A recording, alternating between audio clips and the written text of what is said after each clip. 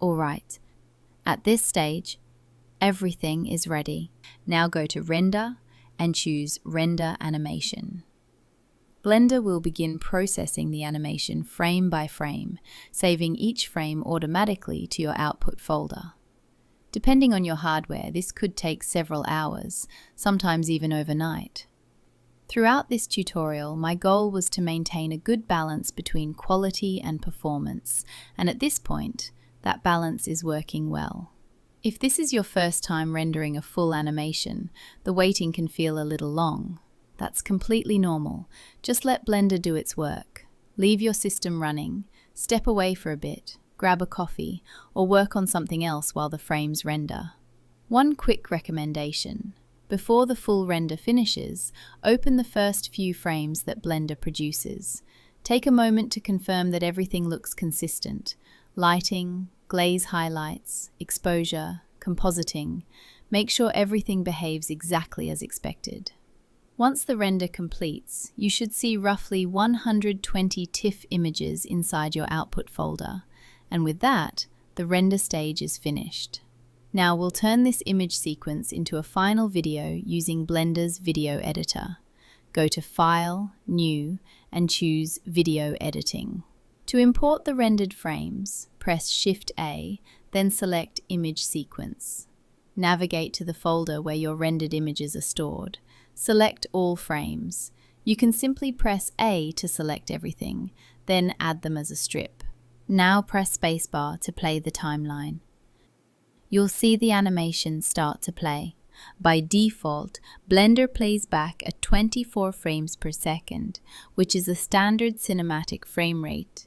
But if you prefer slightly smoother motion, you can change the frame rate to 30 frames per second.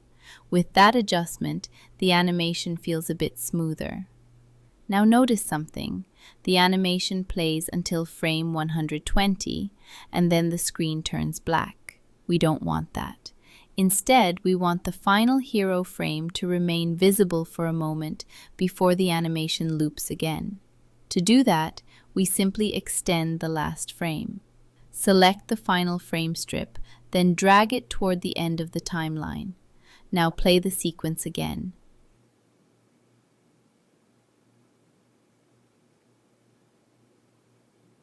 Better, but the hold feels a little long, so let's adjust the timeline.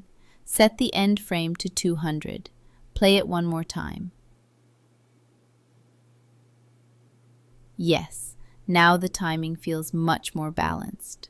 Alright, now let's export the final video. First, choose your output folder in the output settings, just like we did earlier. Blender will automatically select FFmpeg video, which is flexible and reliable, so we'll keep that. Under encoding, choose MPEG-4 as the container. For output quality, select high quality or perceptually lossless. That will give us a clean, sharp video, perfect for this animation. If you want to include audio, you can add it here. But for most food animations, silence actually works very well. The visuals carry the entire presentation. Now click Render Animation again. This time, Blender will not render new frames. Instead, it will take the frames you already rendered and combine them into a single video file. When the process finishes, you'll have a clean, polished animation ready to share. And one important habit to remember: always keep your original image sequence as a backup.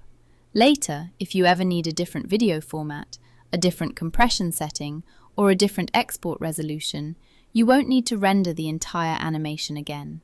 You can simply export a new video from the existing frames. And that's it. Nice work. You've just completed a fully realistic glazed donut animation from scratch.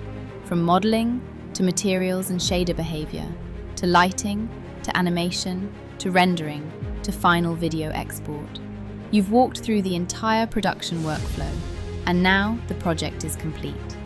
If this tutorial helped you learn something new, feel free to leave a comment and share your results. And if you found it valuable, consider subscribing. It really helps the tutorial reach more people who want to learn Blender the right way, and for free. Thank you for following along. I will see you in a future video.